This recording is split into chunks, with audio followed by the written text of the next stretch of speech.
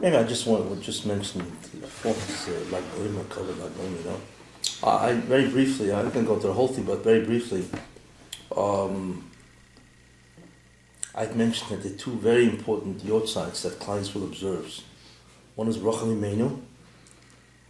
Thousands of people go to Kever on the Yud Cheshvan, and like Bahira, hundreds of thousands of people are now in actually the whole area, you know. So the question is, why these two? And I had mentioned that what's very interesting is that Yud Cheshvan was really a day that the Orishan was supposed to come down. That's what I had said. Yud Cheshvan. And the Mabel was really the physical analog. And the Jews should have been brought a tikkun to the Bria. There were 10 generations, and they should have been sucking the Bria in 10 generations, because they're 10 spheres. And it was supposed to come down on Yud Cheshvan, and instead it came down as Mabel, water, destroyed the world. And it was the water, the Mabel, was really the physical analog of the Or Rishon, which should have come down on Yud Aleph. Except it was delayed 7 days later because Mr. Shelach died. But the real day is Yud Aleph Cheshvan, and therefore that's why, and Rachel Imenu, of course, has to do with that, because that Or Rishon is really the Chedek of Mashiach ben Yosef. And Rachel Imenu, of course, is the mother of Mashiach ben Yosef. And so, without getting into the whole thing, so she died on that day to indicate, as part of the concept that this is ultimately what has to be on Yud Cheshvan. There is a machlokes in the Gemara if Rosh Hashanah is Tishrei or Nisan, right? And it says that the Mabel was in the second month, the 18th day of the second month, or the 17th day of the second month. So according to Rabbi Eliezer, who holds that the world was created Aleph Tishrei, it's Yud Aleph Cheshvan. According to Rabbi Yeshua, who holds that the Bria Sa'olam, the creation of the world, was really Aleph Nisan, because that's the real Rosh Hashanah. So therefore, the 17th or the 18th day of the second month would be today, like Bahira. And that would have been the day of the Or Rishon. So Reb Shimon died on that day to indicate that he brought down that concept, that's the Zoya, the Kabbalah. So really tonight is really a symbol in many ways of the Or Rishon, which is basically Kabbalah, the hidden ideas of what the Torah is all about. And therefore, he died on that day, and that's what Chod Shebahid is, like Bahira. That's a very short idea, you know. So therefore, Lag Bahira is very, very, very choshev because of that. He died on that day to indicate that that's what he brought a tikkun to, is that idea. In any case,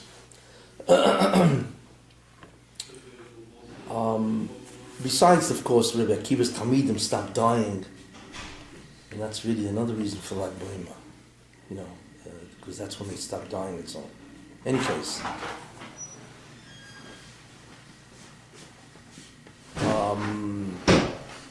okay.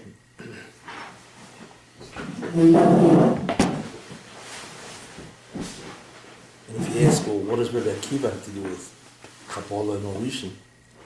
Besides the fact that Rebbe Shimon was a Talmud from Rebbe Akiva, they all took from Rebbe Akiva. Can you imagine what Rebbe Akiva knew if all his Talmidim, Rebbe Meir, Rebbe Yehuda, Rebbe Shimon, Nehemiah, Rebbe Yosef Chalafta, and so on, Rebbe Zman Shamua, if they all took part of Rebbe Akiva's knowledge, could you imagine what Rebbe Akiva knew? Awesome. In any case, but I could connect the death of Rebbe Akiva's Talmidim also to the Or Rishon, the Messianic light. How? Because Rebbe Akiva's Talmidim died because of what? It says, they were not covered to each other. You know what I'm saying? So the Mashor and the Chofetz Chaim say that what they really were guilty of was Lashon Hara.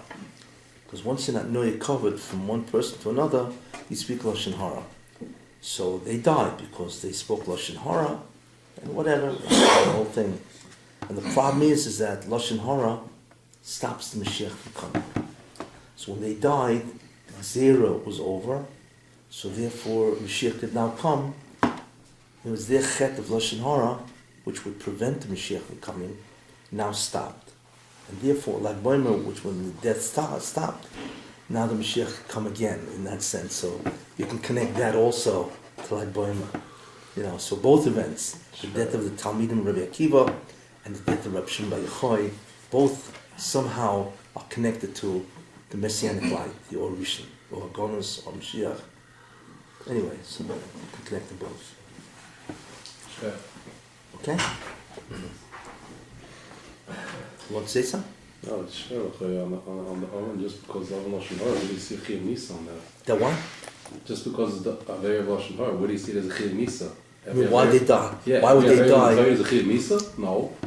That's an excellent question. That's not more to it. You want me to answer it? There could be several answers.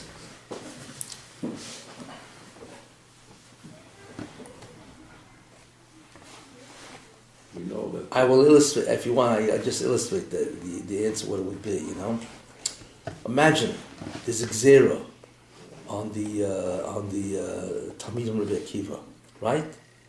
Hey, they're all talking Lashon Hara, So there's a defending attorney, it's called a Senegar, and there's a Kategar, prosecuting attorney in Shemayim. There's an incredible Din Torah going on. I mean, you don't wipe out 24,000 people without a Din Torah. You know what I'm saying? There's an incredible Din Torah, right? So let's take a time machine and go back, okay? Almost 2,000 years. And then let's go up to Shemayim. Let's in the courtroom there's always where the people can sit. Let's hear their tainas, okay? So the taina of the Senegar, which is the defending attorney, he says, wait a minute, you can't do this. You know why? Who are the Talmidim Rabbi Akiva? They're Tanoim, yes? Rabbi Akiva is a Tano, and therefore all his Talmidim were also Tanoim, because it was the generation of Tanoim. So he says, imagine you want to kill 24,000 Tanoim. Now imagine if they had lived. Do you know how much more Torah we would have had? That's the real incredible talent. You imagine 24,000 Tanoim being Mechadish Torah, right? You take a look at a bookstore today, it's got a what, what? It would be massive. The amount of Torah that would have been in Klal Yisrael would have been absolutely massive had they lived. So the Senegar, the defense attorney, says, if you kill them, you will destroy all that Torah that they would have mechadish, and it won't be given to Klal Yisrael until Mashiach comes. How can you do that? Because Torah is the most important thing to the Rebbeinu Shalom. You hear one idea? What a taina. The second thing he tainas is, wait a minute, there's two dinim here. There are two types of gedolim.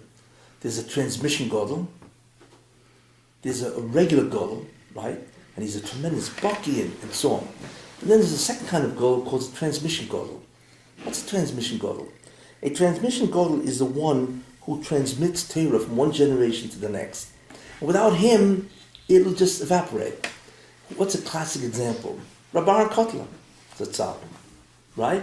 If he didn't bring the Torah of Lita from Europe to America, where would we have it today? He is responsible for not only Lakewood, but for all the satellites of Lakewood, and he brought the Torah's Lita, as they say, the Rab Chaim's, all the Derech Hashem of the yeshivas of Lithuania, Latvia, and so on, Poland, whatever. Because of him, he survived the war and he opened up yeshivas. He is a transmission god. So they said, if you kill 24,000 Talmidim Rabbi Akiva, what's going to be with the Torah? Who's the transmission of this? It's them. So you'd be jeopardizing, not only would you be destroying all the Torah, you'd be jeopardizing the transmission. Wow, and this is what's called heavy stuff. And then the third thing he said, you know what he said? He said, imagine a guy makes $500 million. He has $500 million.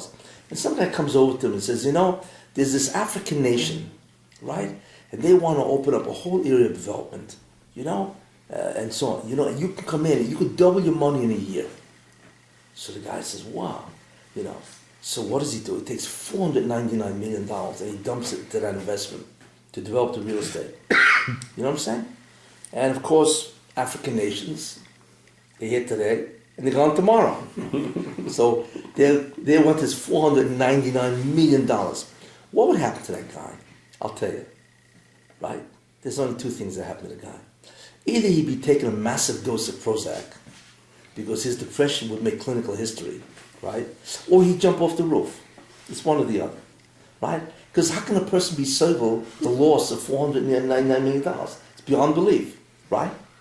He would be a destroyed person. So the Malach says, look at Rabbi Akiva. I mean, he's an incredible person, but if you destroy his life's work, talk about a yeshiva, probably the greatest yeshiva ever known, 24,000 students, and you kill them all in 5 weeks, you will destroy Rabbi Akiva, and that's the end of Torah. That's what the Malach said. 3 incredible times. The destruction of massive amounts of Torah, the destruction or the jeopardization of a transmission gadol, and you can destroy Rabbi Akiva. You can't do it. And then, of course, that's the defense attorney. It's always the money, right? So the Bezdin says, okay, you had your say. Come on over Sutton, because the Sutton is the Keteger. He's the Kidra. He's the prosecuting attorney. It's called the heavenly DA, right? And they say, okay, what do you have to sue? He says, oh yeah? Give me a break. I'm going to ask you something. And he turns to the Senega and says, you said that these guys are all Tanoim. What's going to happen to the Torah, to Tanoim, He says, if that's the case, right, do you realize that these Tanoim, right, all these Tanoim, that they are being Mavazat Talmidei Chachamim. We're not talking about average guys. These are Tanoim. One Tana is talking Lashon Hara about another Tana. We're not talking about one Tana is talking about Yankel and Beryl down the road, which is bad enough. We're talking about one Tana talking Tanoim. It means Tanoim are talking Lashon Hara about themselves. Gewalt. What is this? So because Lashon Hara is measured by what you say and against whom you say it. You see. So a Tana talking Lashon Hara about another Tana. Look at Yosef Tzaddik. What his Lashon Hara did. That he had to go to Egypt because of that and so on, right? Come on, and so on. So that knocked out that argument, right? He said, let me tell you something. Not only that, not as Tanoim talking against Tanoim, but these are Talmidei Chachamim. If they don't understand what a bizoyant Mavazat Talmid Chacham, and by the way, Mavazat Talmid Chacham is a terrible English. It's not just Lashon Hara. When you Mavazat Talmid Chacham, it's terrible, And so if they don't know what Lashon Hara or bizoyant Torah is, who does? And then he hit him with his third argument. That killed it all. He said, you're right. These people are Machadish Torah and their transmission Gedolim. You're right. What is a transmission Gedol? He is a person who takes Torah and he transmits it to the next generation. How? Because it's not only what he says, it's that he's a model. They look at him. He represents Torah. So the Malach, so the Sultan turned to everybody and says, you want everybody to learn that it's okay, because they're going to be models, the next generation, that it's okay for one Talmid Chacham to talk against Lashon Hara, or that it's permitted to talk Lashon Hara? Is this what you want? And the business says, you're right. They're gone. That's a whole different understanding, right? We're not dealing with regular people. We're dealing with transmission people. Tanoim, and they're the ones who are going to serve as a model for the rest of the generation. If this is what they do, then everybody's going to say it's okay to talk to Lashon Hara, even against another Talmid Chacham, even a Tana. Who cares? Is this what you want? So what the Baruch did is incredible. That it's better to wipe out 24,000 Tanoim, even though, number one, which itself is an unbelievable tragedy. The second tragedy is how much Torah is lost because they're wiped out. And Torah is the most dearest thing to the Baruch. So that's gone, right? He would rather have that than the Jews should learn that it's permitted to speak Lashon Hara. Look, the Beis HaMikdash was destroyed because of Sinas Chinam. The Chofetz Chaim says it was really Lashon Hara. He destroyed his Beis HaMikdash. We see he destroyed the Torah also. That's the greatest tragedy of all. That's why. Does that answer your question? Good. We can move on. See the difference. It's not just Lashon Hara. It's who they are and what they represent and what incredible damage they could have done to Klal Yisrael. And that is a different story, you know. Anyway. Okay. So last week,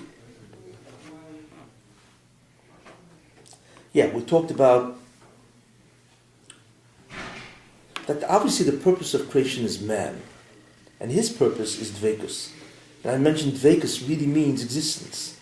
That's the essence. Because I mentioned that, the essence of what's the greatest of all gifts that the Baruch Hashem gave anybody, and the answer is to be existence. Okay? And dvekus puts you in contact with the source of existence itself. So therefore the concept of shleimus and chesronos is that. And what the Baruch Hashem did is he put it in the wherewithal, liknos hashleimus. It is possible for a man to acquire shleimus. Okay? So in the end, if somebody asks you, what is the tafkid of the Bria? What is the purpose of creation? You will have two answers. If you really want to summarize it or encapsulate it in exact terms, the purpose of the Bria,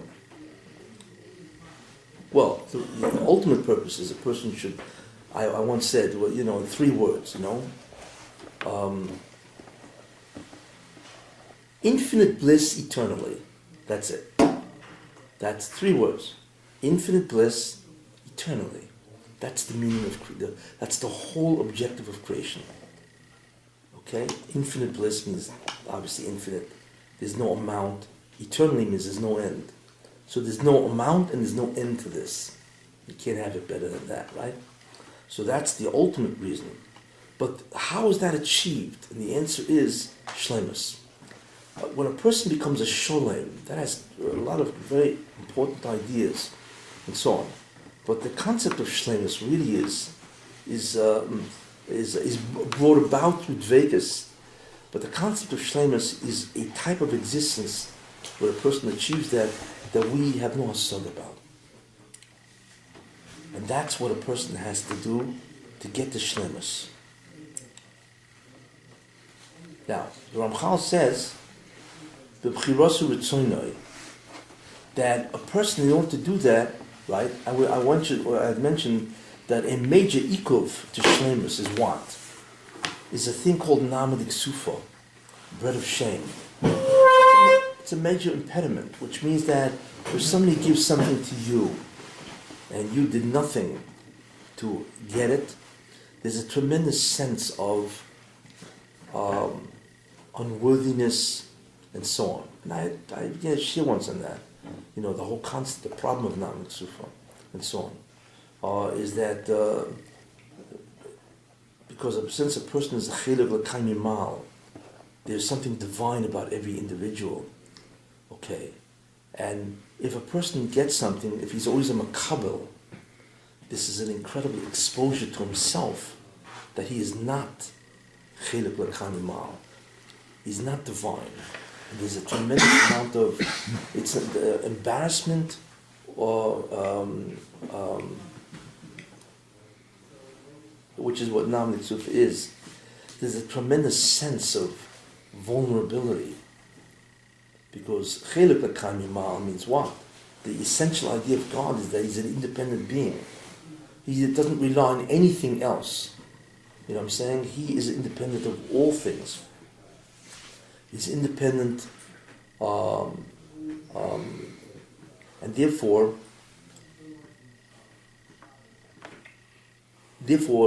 a person has to be able to become eligible for Olam Haba because of his own merits. That's the essential idea.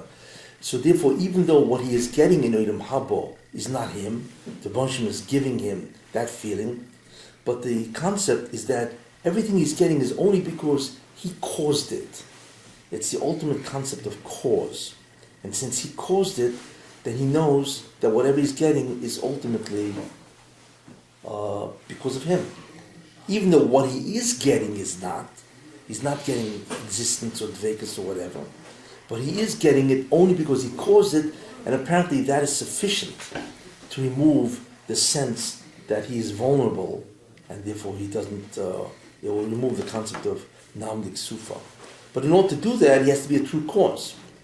The only thing that will make him a true cause is if he has free will. Free will is a very interesting attribute of a human.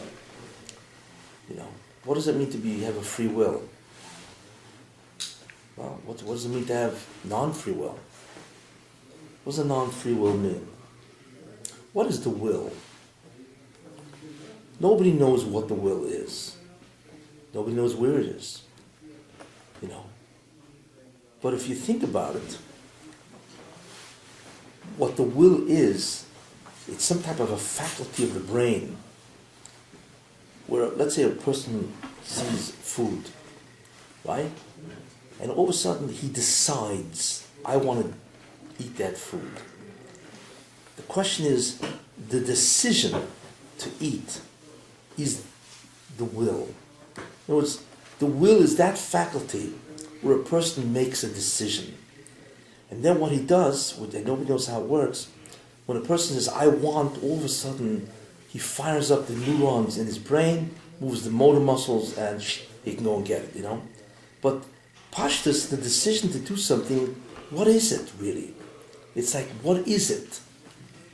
Nobody knows what it is or where it is in the mind, But the interesting thing is that every action that a person does must be preceded by the will. If I go like that, you see, I lift my hand, every nanosecond there's a will to lift the hand. So there's a continuous firing of the neurons, and therefore they move the muscles, and therefore I can lift my hand. But how do I do it? I don't know. How do I do that? There's no will that I'm aware of. I don't even know how.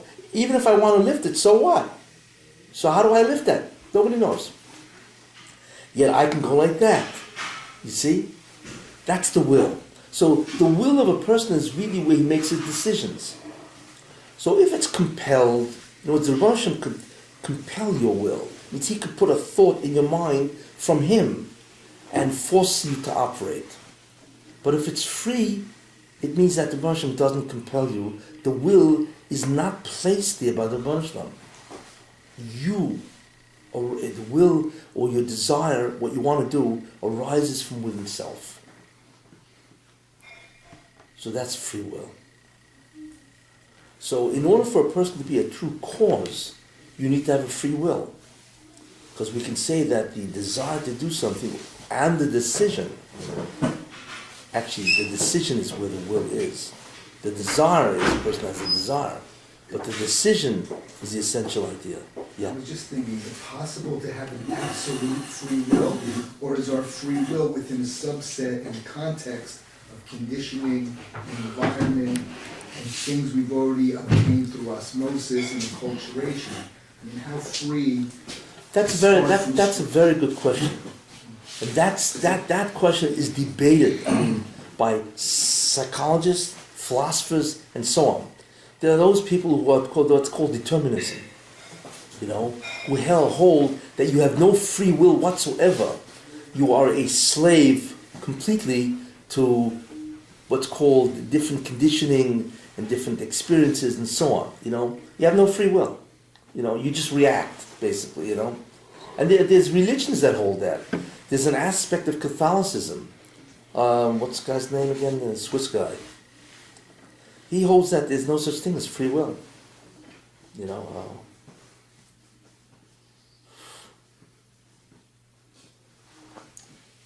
Just simple to tag on to that. I always have a hard time reconciling free will to hear with hashkacha pratis. Because people would say, well, if you chose to take the road on the left, that was supposed to happen, No. So, The first thing you have to know is that we don't have complete free will. We don't. There is a range of free will. There are certain things that we have no free will. Okay? What is that? If the Rebbe Hashem wants to lead you in a certain direction, so he will put in your mind to do something. and then something will happen to you. So our problem is we cannot distinguish between free will and compelled will. We don't know, but there's many aspects of what the Moshe does where you don't have free will, for reward or punishment. You know what I'm saying? Or, for instance, if the Moshe wants you to have an Nisayan, and you need to go somewhere else to have the Nisayan, right? The test, you don't have free will. You need to be faced with that Nisayan.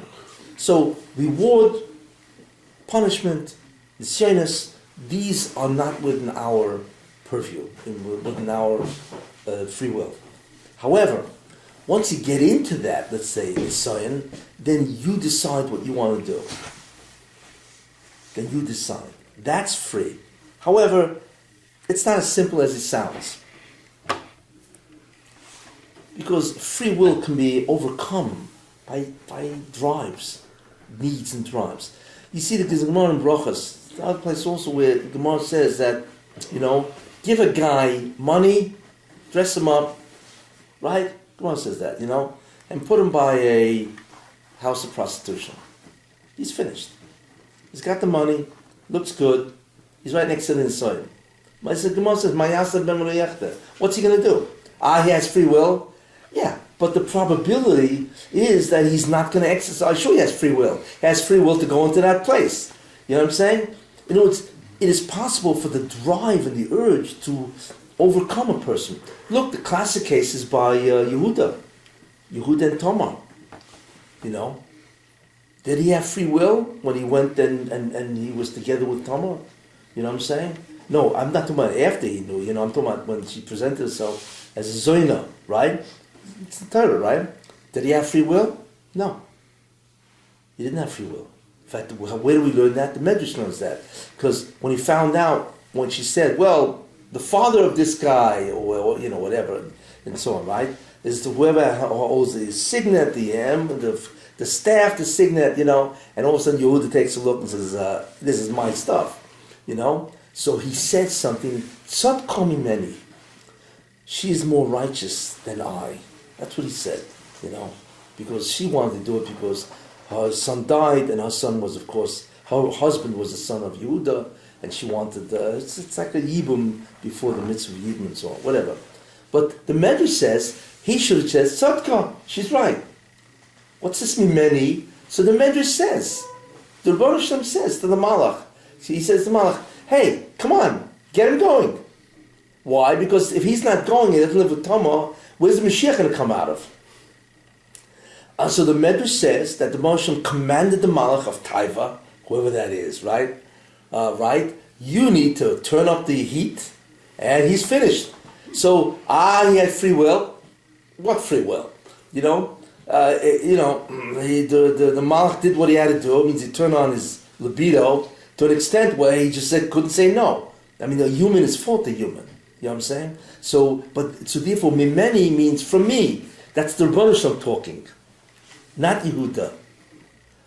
Interesting. That's what the Medrash says. It's the Medrash, that Yehuda had no Bahira with the mice of him and Tamar, because the Moshe wanted the Mashiach to come through an act of zima, or at least it looks like zima. It's called the appearance of zima. That's what he wanted. He did that many times, by Lot's daughters, by Dovid HaMelech, and so on and so forth, by Yishai, whatever. The Moshe wants the Mashiach to come, the Neshama, through the appearance of Tumah, or Zima, because that's the only way he can hide it from the Satan. There always has to be, the Nishmas Mashiach cannot be born in a normal way. He has to be born in a way that is highly suspect of irregularities or immorality.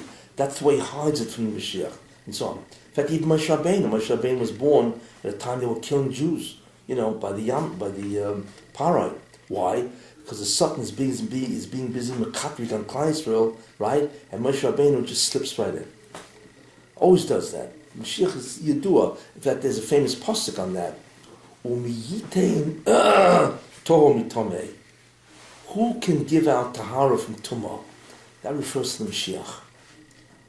Also refers to the paraduma, whatever, and so on. But what the Baruch Hashem does is through the process of tumah, tahara can come out. It's astounding, right? And that's the concept of the neshama of the Mashiach coming out, and so on. So Yehuda had no Bahira. It's a medrash. Mimeni. In other words, he only said Tzadka. She is right. Mimeni was the Baskol saying, Mimeni is from me, not from him. That's what the medrash says. Incredible medrash, So what do we see? That Yehuda obviously has Bahira, but not now. There's a concept called the range of Bahira. We do not always have Bahira. So when it comes from what the Ratzon HaBorei is, you know what I'm saying? You have no Bahira. Too bad. That's it. If God wants to reward you, so you'll buy a certain stock and it shoots up, hey, that's it. You have no Bahira. You think you have Bahira, but you don't. If he wants to punish a person, Chas v'Shalom, a guy goes out in the street and gets hit by a car. He had no Bahira because it was Nigza.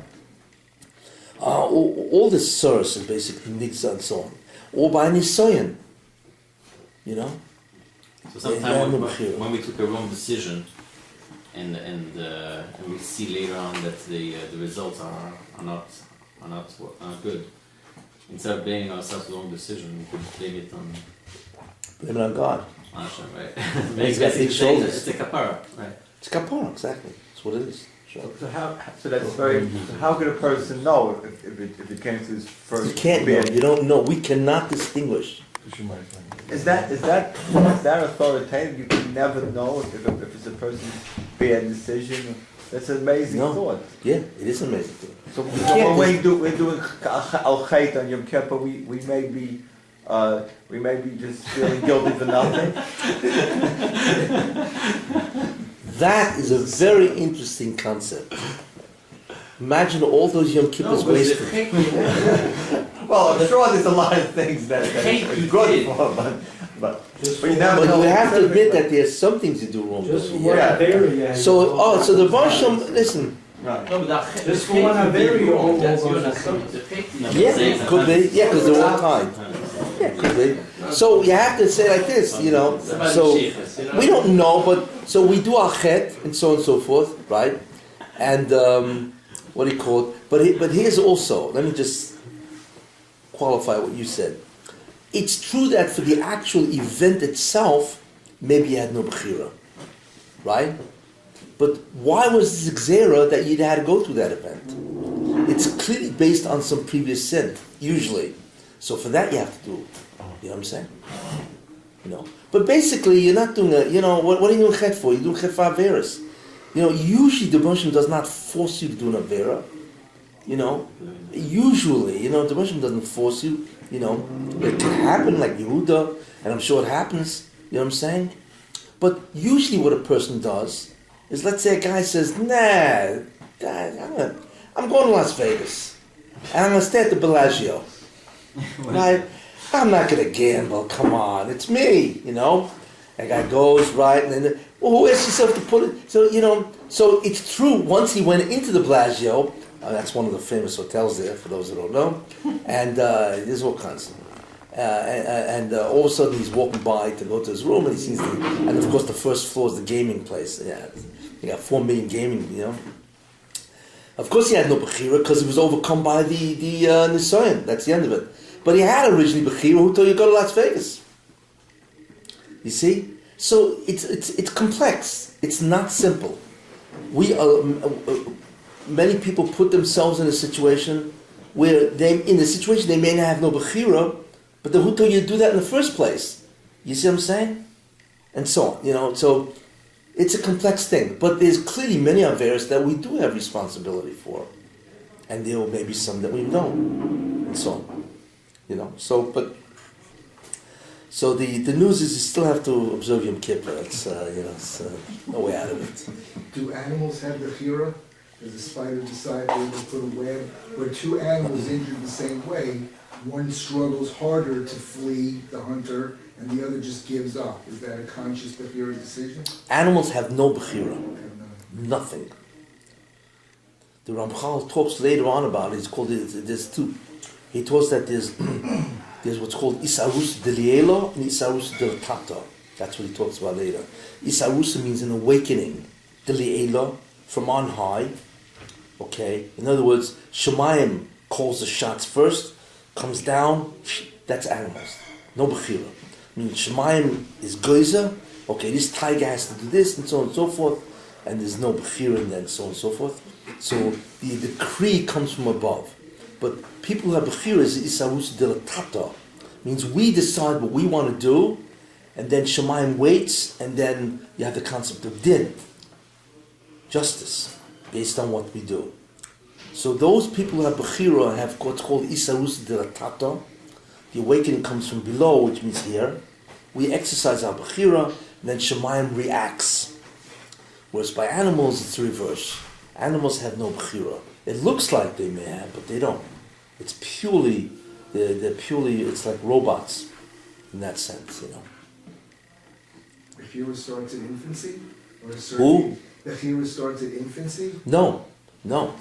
You don't have Bahira really until you're 13 years old. For a girl it's 12, yeah.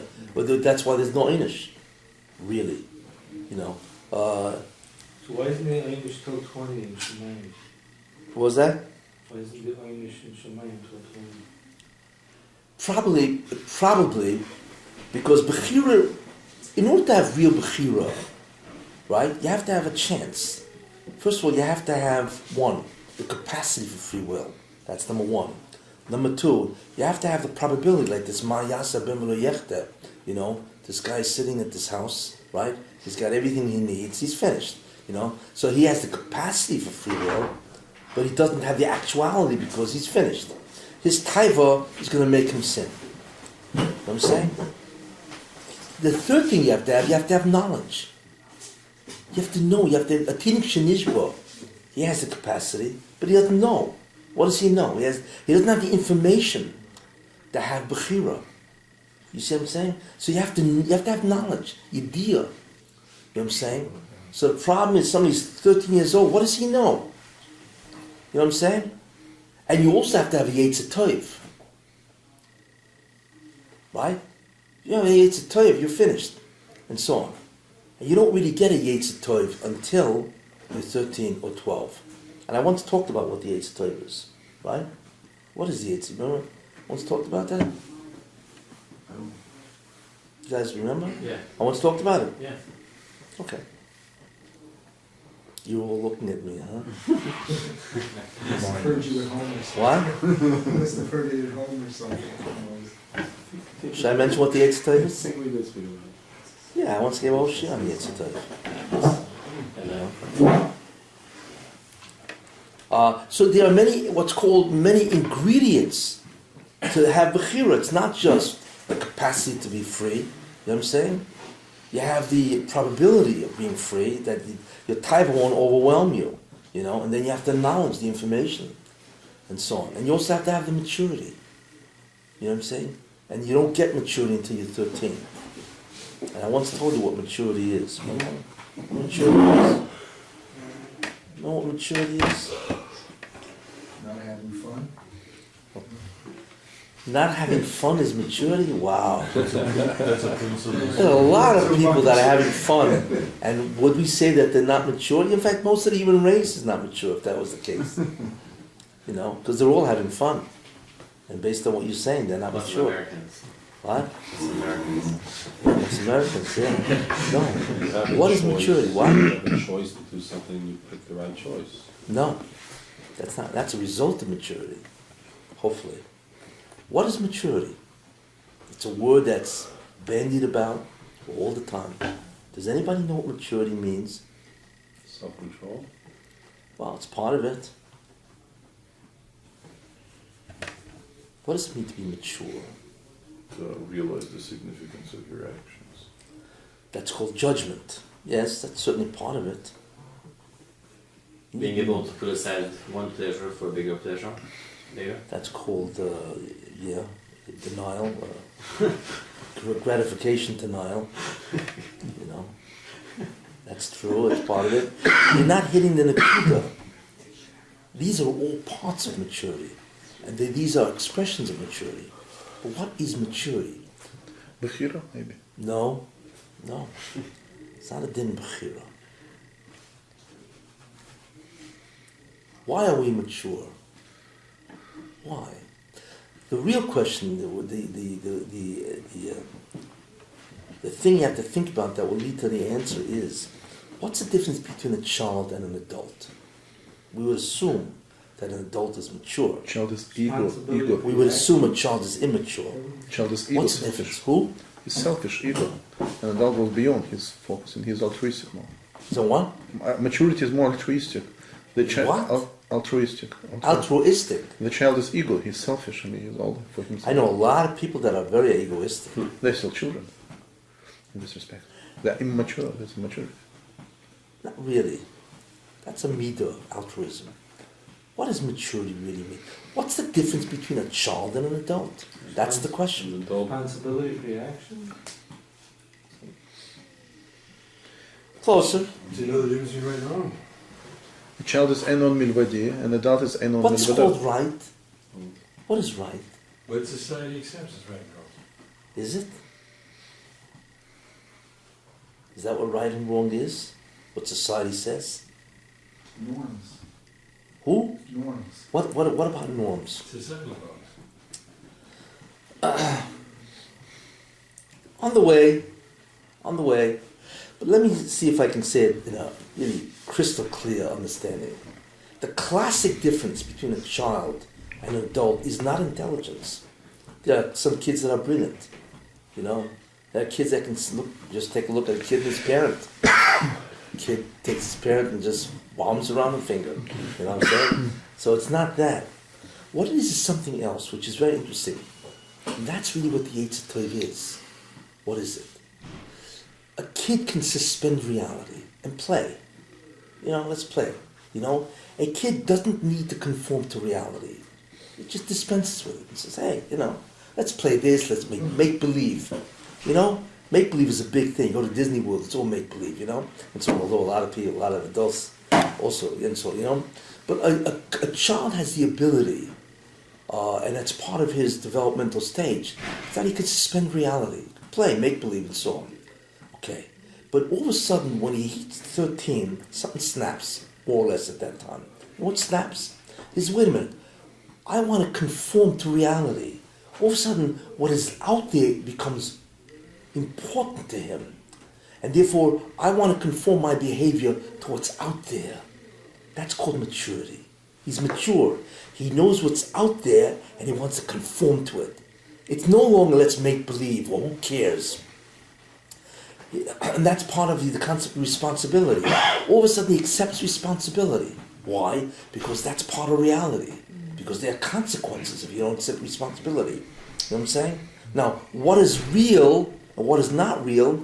Well, we learned that. Norms are part of reality. Social ideas are part of reality. Right? The Jewish world is part of reality. There's a lot of things out there but that all depends on the person's interpretation of reality. Right? Which is subjective. What your reality is may be different than my reality. But whatever it is, there's something that goes on. Whatever the reality is, I want to conform to it. I want to get rid of this make-believe nonsense. You see? That's called maturity. When you say you're acting like a kid, what are you really saying? You're not doing what's either appropriate, and so on, or it's not reality-based. It doesn't make sense. That's what maturity is. And that comes when basically you begin teenage puberty and so on, And that we know that the Yetzer Hara begins when you're bar mitzvah. So the question is, what begins when you're bar mitzvah? And the answer is maturity. And what is that? It is the desire to conform your life and your behavior, more or less, with reality. And therefore you accept responsibility. That's why teenagers have a lot of problems. Because all of a sudden they're developmentally growing. They don't know who they are. They have a crisis in identity. Who am I? Physically he's changing, and all of a sudden he's becoming aware of girls, and social life, and how to accept with your peers. All of a sudden these things have tremendous meaning to him, you see? They're not clear about, they have major conflicts. One of them is identity. Who am I? Another one is independence. They want to break away from their parents, because they realize that they have to make it on their own. It's a tremendous, teenagers a very difficult time, adolescence, because there's what it calls a metamorphosis from childhood to adulthood. And it's like the butterfly in the cocoon. And that adolescence is the cocoon stage. very confusing, and so on. But ultimately, we hope that when they do get older, they will become mature, which means that they will handle reality, conform to it, and therefore they will handle whatever responsibilities reality says, that's your job. That's what the Eitz Tov is. You see. And that's also, you need that for Bahira. If you don't have that, you can't be Boicha. If you're okay with make-believe and all that stuff, what do you mean Boicha? You know what I'm saying? That's why you don't really have Bahira. You're not Ne'enash. You may have the capacity for Bahira, but you don't have all the ingredients for Bahira. Because Bahira requires, like I said, a whole set of ingredients before you can actually be Boicha and therefore be held responsible for your Bahira. You see? And by 20 years old, you don't really have the maturity yet. You're first developing it as an adult, adolescent. You know what I'm saying? Look, a 13-year-old kid is very mature. You know, just because he becomes 13 years old, now what? You see what I'm saying? So the Torah recognizes that. You know? But the main thing is that you've left childhood and you are now entering adulthood. But it takes time. You see. So therefore, you're not really chayiv until you're 20. Even though the metamorphosis started when you're 13 or 12, in the case of a girl. Everybody got that? Everybody agree? Okay. It's a pleasure to see Jews agree on something. We just conform to reality. Which conforms to reality. But anyway, that's a very important idea, that there's a range of Bahira. It's not automatic. You know, where you don't have Bahira on everything. You know, the Baruch can shut it down, which he does many times, and so on. But within the range of Bahira that you have, you are responsible. You are judged based on your free will. Which means that the Baruch does not put the thought or the decision in your mind. You make the decision. And I once pointed out, in reality, it's an impossible thing to understand, how we can have Bahira. The truth is, it makes absolutely no sense how we can have Bahira. It's something which is impossible, really. I don't have a solution to this. I can tell you the problem. I mean, obviously we have Bahira. How do we know? Because the Torah says, U'bacharta b'chaim. Right? The Torah says, U'bacharta b'chaim. Behold, I give before you a chaim v'amoves. U'bacharta b'chaim. The Baruch Hashem says that. So if he says that, clearly we have Bahira. But how he does it is impossible to understand. Why? Remember I once said, and it's not because of the future. Remember I said, well, he knows what you're going to do, so obviously you have to conform to what he knows. So therefore, what Bahira do you have? That you can answer. Because there is no future to God. There's no such thing as time. So Baruch Hashem doesn't know what you're going to do. There's no past, present, or future to him. He exists out of time, so there's no problem with that. But the real problem is something else. Nothing can exist unless the Baruch Hashem gives it existence. We know that. So how in the world can you have a decision without him giving it existence first? How? If he is the source of existence and nothing can exist without him saying be, how can you come up with an independent thought without him saying it be? So once he says be, he gave you the decision. You know, once he says be, the decision, you have it. You understand what I'm saying? But if he doesn't say be, because you have Bahira, so how could you have something that he didn't make exist? He gave you Bahira. That's good what he's doing. He specifically gave you the free choice. That's Again, his will to give you free choice. I'm not disputing his will, but how does he do it? How can he allow, how in the world can... He gave you free choice. No, you're not understanding the problem. Somebody The problem is, how can you create something ex nihilo? That's the problem. You cannot create a decision without him saying, before you create it, be. Where do you get it from? If he didn't make it He be, gave you a brain. Remember? He already created it. that's not the question what he gave you. The question is, how did he do it? That's the question. How does he pull it off? It's impossible. based on the fact that the Baruch Hashem is Mahava everything, that He gives existence to everything. What does Bahira mean? What does it mean? Remember what I said? The ability to choose. Which means what? That the choice that you make is yours, Correct. not His. Correct. But then where did you get it from? What gave it existence? You can't create something out of nowhere. Only He can do that. So where Not did you out get of it? nowhere. He gave you a head to think. He gave you the neshama. No. It's not a head. You're He not. gave you a neshama. He gave you life, and you. You're not. No. That's the problem with Bahira. Since He is the source of all existence, you would need Him to create the decision that you would have. But how? Then it's not Bahira, because you have the decision. Because any way you look at it, He needs to do it before you get it. We tried already. Anyway, and I've never seen anybody deal with this. I've never seen anybody deal with this fundamental problem of free will. That it's really something that really cannot exist. But it does, because the Baruch Hashem says it, B'cham B'chaim. You can't argue with this. That's all. If we all had a musical instrument, like a piano. If you all had what? A musical instrument, like a piano in front of us. You said, hit 5 random notes. We might all hit different combinations. None of that would be... What? No, you're blocking I him. don't know what him No, talking. What? We all had 88 keys on a piano in front of us. Yeah. You said to everyone here, hit 5 different notes. It would probably be all different. Is any of that uniquely from me and from him and from him? Or Hashem orchestrated that to some degree?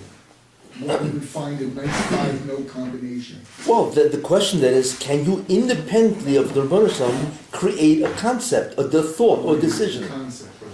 Can you independently of God create a decision? No, because even a decision is something, whatever it is. Like I said, we don't really know what the will is. We don't even know how I can want to do something and it happens. Like I don't know how I move my hand. You know what I'm saying? And look, it takes time till an infant figures out it can move its hands. Doesn't know. And all of a sudden, hey, wow. In the beginning it thinks it's magic. And then it realizes it does it. So nobody knows what the will is. Nobody knows how the will connects to the body. Or the brain how the will connects to the neurons that fire up into the motor nerves and so on. Quick question. Who? Is there any validity to the statement that everything, with the exception of Yerushalayim, is, in other words, only Yerushalayim deals with Bahira and everything else is Hashemah Prati? Well, it says that Hakol B'dei Shemayim Chutz Mi Yerushalayim, right? And Chutz Mitzin V'Pachad, whatever. But yeah, everything is in the hands of heaven except Yerushalayim. But Yerushalayim, which means Bahira, right, on what is right and wrong, is huge. You know what I'm saying? It's huge, you know? For instance, a guy sits down, you know, he's not doing anything. You know, he just sits down for a rest, you know? At that moment in time, do you have any Bahira going on? Is there any right and wrong that you could be doing at that time? Sure. You could be thinking of the Sheish Mitzvahs Tmidius. Right? Come on, right? That's what tzaddikim do. They think on what? I believe in God. I'm Bateach. I'm Yoreh. I fear Him. I love Him. You know, whatever the other two are. Right? But, you know, right now, you have an Nisayon. What are you going to do with your free time? So therefore, you clearly have to have Bahira. See, the concept of doing right is so pervasive that you probably have Bahira of Yerushalayim all the time, except when He wants to take it away from you. You see? It's not just, well, you know, I got to get up for Shachris. You have Bahira or not. You know what I'm saying? Yeah. But the truth is, since there are 6 mitzvahs that you can continuously do, and they're called the Sheish mitzvahs Tamidias, right? That means you have to have Bahira at any given nanosecond. You have to have Bahira. Because at that nanosecond, you could have said, I love you, God. Or I fear you. Or I believe in you. You see what I'm saying? So therefore, that nanosecond has to be available for Bahira. Because you could do a mitzvah with that nanosecond. You hear the vote? Interesting. Yeah, so that it comes out that almost your entire life, from the time, I mean, okay, you know, but from the time you reach your das, which is, let's say, 13 years old, whatever, right? Until they put you in the grave, you basically can be doing mitzvahs. It's astounding. It doesn't have to be for the mitzvah, rule of an esrog. Okay, you had to wait till a sukkah, right? But there are mitzvahs that you can do any given second. You hear a vote. So therefore, the Rosh Hashanah has to make available to you Bahira your whole life. You see the vote? Interesting way of looking at it. Yeah. You didn't realize what you can do and how much is required of a person. The Ramchal says in Mesilas Yesharim that every stage of a person is an assignment. Yeah. That's what he says. But I'm showing that every second is an Isayan. Now, whoever thought of that? Now, imagine every second is an Isayan. What are you going to think about? Are you going to have Shivisi Hashem Lenegdi Summit, right? I have placed God before me always. But that's a mitzvah. You know what I'm saying? That's the concept called emunah. That's nanosecond to nanosecond. You see? But there's complications because I remember Rabbi Noah Weinberg, Oliver Shalom, said in a different context, a whirling dervish who spins to see Hashem. A who? A whirling dervish. Whirling dervishes, wow. Or a jihadist, they believe they're choosing to do the right activities. Yeah. They think they're doing right. Sure. So They're Hashem whirling. has different menus. What? Has a different menu to choose from of Bahira, like for different nations. So why would somebody... Well, that was what I said. Bahira entails knowledge. You have to have knowledge, or else what are you boicha? That's the concept of a tinik shenishba. What's the problem with a tinik shenishba? A tinik shenishba, you know a tinik shenishba? A child, a tinik that was captured by goyim and knows nothing about Torah, right? So we say tinik shenishba is an onus. It's considered onus, right? So what's this problem? He has Bahira. He has the capacity to freely choose. And he's mature. But he doesn't know anything. How could you choose if I know nothing about what I'm supposed to choose? You know what I'm saying? Even though there's a concept called ignorance is no excuse of the law. There's a concept. But a tinik shenishba is not just ignorance. It's absurd. You know what I'm saying? It's an onus. There's an Indian of shoygeg and there's an Indian of onus. A shoygeg has to have some type of negligence that you could have known. You're a shoygeg. But a tinik shenishba could never have known, because it's not even a havamina that there's Judaism. You know what I'm saying? It doesn't even know the existence of a concept called Judaism, really. And so on. So they were, how could it possibly know to make a decision? To quote,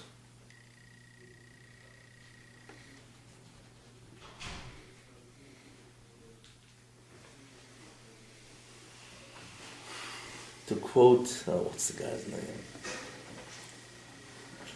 There's a clothing store that's famous. It's Macy's? No, it's a clothing store. It's a Jewish guy owned it. Sims. Who? Sims. Sims. Cy Sims. What was his famous statement? Oh, what? Best informed customers are best customers. Oh, he had it right. You can't even be burger for Sims if you're not informed.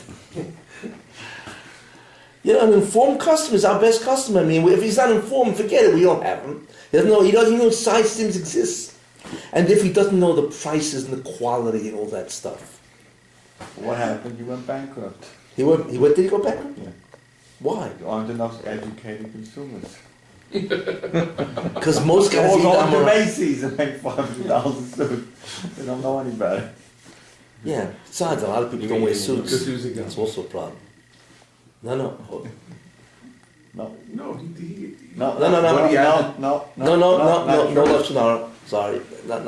No, it wasn't a guy. No. Chas v'sholom. No. Anyway, so knowledge is a critical component of free will. What? And you don't know, you're not guilty. Therefore, I want to tell you something, as an aside, that tells you something very, very important, which I don't know if people realize this. Because information is so critical, right? Here's the question. If you do have free will, yes, so what happens? Let's assume all the ingredients come into the mix. You have free will, you know, and so on and so forth. Then your actions have consequences. Ruchnistige consequences. Right?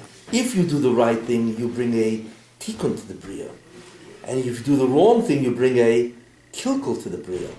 That's the difference. You need Bahira. Tikkun or kilkel needs two things. It needs the act, and it needs the ability to have a full-fledged Bahira. If you don't have the state of mind, if you don't have Bahira, there's no Tikkun or kilkel. You realize that?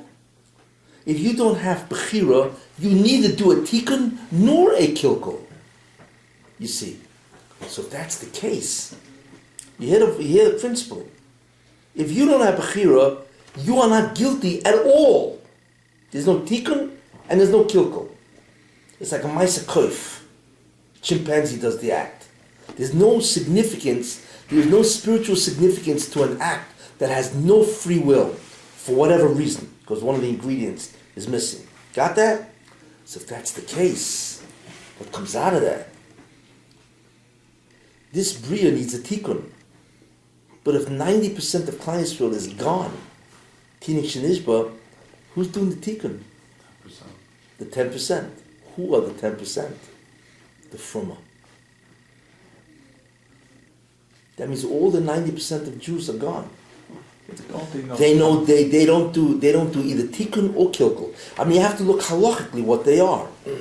But I think the halacha is that most people, I mean, you have to look. It depends if they live, let's say they live among, or their parents were from, I mean, there's halachas. What's called the Tinik Shenishba, you know? But if they are, in fact, the Tinik Shenishba, they have no Kilkel or Tikkun. You know what I'm saying? So the ones who really have do Tikkun are the Fruma, yeah. Even through chesed or minimal observance of Hanukkah, whatever, they don't get, most people I know who were fried seem to be nice people. They want to be charitable. Do they get credit for that if they don't think they're doing it l'shem Torah? That's an interesting question. You know, if somebody does chesed because, Do chesed means that they believe in Hashem. No, they do chesed because it's I'm saying no. they're doing Pesach. Atheists do not do chesed. No, people can do chesed because of humanity. Humanitarians. What? You want to feel good about himself. That's one, or that you're just humanitarian. There are many humanitarian causes that have nothing to do with religion. I mean, can an atheist be do chesed? They say It's that's still their argument. No. That What? They say to be moral and just, they don't need to believe in something. No, they don't believe any divine origin of what makes morality. Who said this is moral? But they do subscribe to the concept of morality or ethics philosophically. Right. There's a branch of philosophy called ethics, where the question is, can you derive ethics, morality, which simply means right behavior, by reason alone, without revelation? That's a whole branch of philosophy called ethics. You know what I'm saying? There's a whole thing, and there are people that say that you can. Ethically, you can derive ethics, right behavior, without recourse to revelation. Kant spoke about that, the category. Yeah, of narrative. exactly. Yeah. Avraham Avinu, no, before he said we could learn Derech Hashem from The Gemara says you can learn Derech Hashem, you can learn a lot of things from ants. I mean, from bugs. What? Industriousness from the eggs. Industriousness, yeah. Oh, the industrious, unbelievable. But there is a school. But anyway, but to be guilty, to be culpable, which means to be guilty, you know what I'm saying? There's without Bahira, there's no Tikkun or Kilkel or whatever. It's a good question if they do it because they feel it's humanitarian. What was that? You say ignorance is bliss, then, is what? It's not bliss. It's not bliss. Oh, because you're not earning anything. You're not earning anything. There's a story. There was a person called Rebbe Lezben Dudai. It's a whole story. It's a story, in Gemara Avodah Zarah, where he visited all types of women, whatever. So So it was once a woman that he was visiting, whatever, and all of a sudden I think it's tzitzis. The guy had tzitzis too, and so the woman, she was a zoyna, whatever. She said, "Well, you see, just like the wind will never return, you will never return." Apparently it hit him so bad that he went out and he cried himself to death. He died, he cried. And he did tshuva. He realized she was right, and that he's had incredible charata that he was choite and all this kind of stuff, and he died. So a Basko came out and said that he gets Olam Haba. This Eliezer ben Dodai. So it says there, Bochi Rebbe. So Rebbe heard the Basko, because, they had those kind of antennas. And he said, he cried, he says, Oy loy misha zoicha shekoin oilome b'shoachas. Famous statement. Incredible. This guy got his Olam Haba in 1 second. It took him a half hour or whatever, right? But it means, shoachas means, the guy's got to struggle 70 years to get the Olam Haba. This guy got it, So that's where normal pshat. But the other people know pshat, that it wasn't good. He said, what kind of Olam Haba does it look like if he got Olam Haba in a half hour? What does he got there? He's going to have a parcel of land, but there's nothing there. You know what I'm saying? It's true, he got into Olam Haba. But what does he got in Olam Haba? There's no real estate. There's no house because he never built anything. Anyway, depends how you learn Rebbe. Which do you think is? It's very bad to get Olam Haba that way. It's not good. But in the process, he bypassed Gehenna. So he didn't stop going until he So that's the Mila, but when he got to Olam Haba, you know what I'm saying? There was nothing there, whatever. I'm sure there was a shack there, Probably a sukkah was waiting for him or something like that, but, that's not the Olam Haba you want, So it depends, you can, you can stay away from sin and not get Gehenna, but the purpose is not to get Gehenna. The purpose is to build an Olam Haba. You know what I'm saying? So, So, what comes out of it is a tremendous concept, and that's the concept that the ones who do the tikkun of the Bria are really the Fruma. The tikkun of the Bria depends on Lakewood, Yerushalayim, Bnei Brak. It depends on the Fruma. Because the Fraya, they're all Tinik Shenishba, they're not doing anything. So that means our responsibility becomes a lot greater now. Incredible. Incredible. Now you realize that the end of days, as long as Klal Yisrael had a tremendous amount of people, fine. But in the end of days, how many from are there? It's like, we're lucky if there's 1 million from a Yidden in the entire world.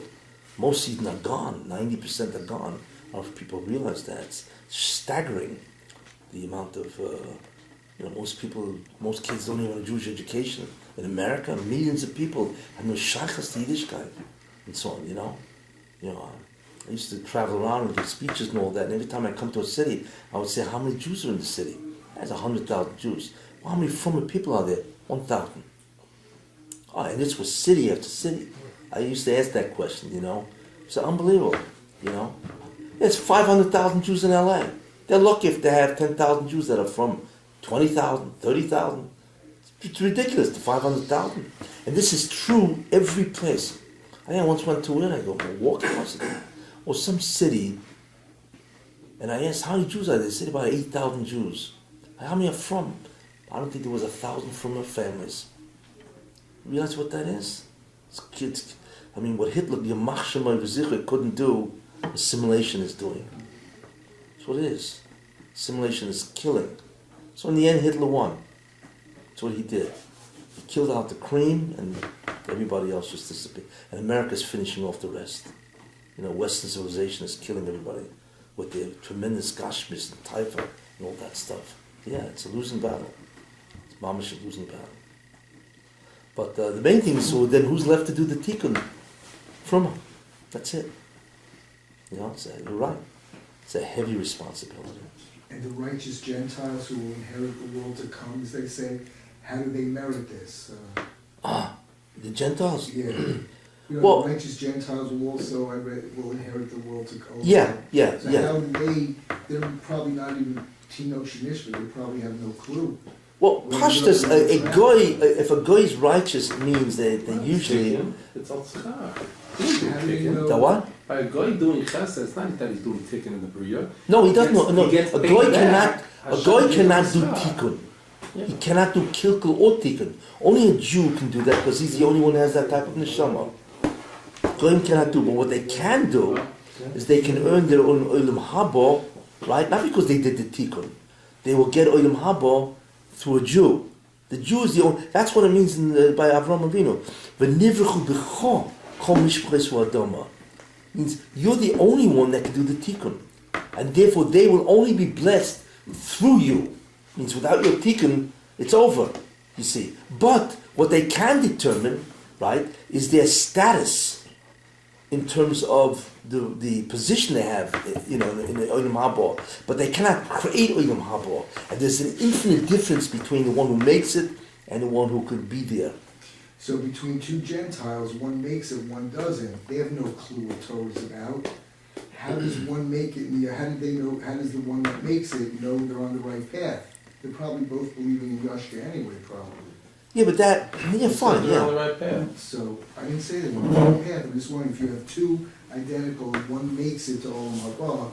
How did they know they're pursuing with Bahira to do mitzvos and like we do? Well, they don't. If they believe in a supreme being, and they believe that there is a right and wrong, that's what they have to do, I want to tell you something, in today's day, you can easily look up what's right and wrong. I mean, the Bible is the most famous book ever printed. Everybody knows the Bible, what it is and so on and so forth.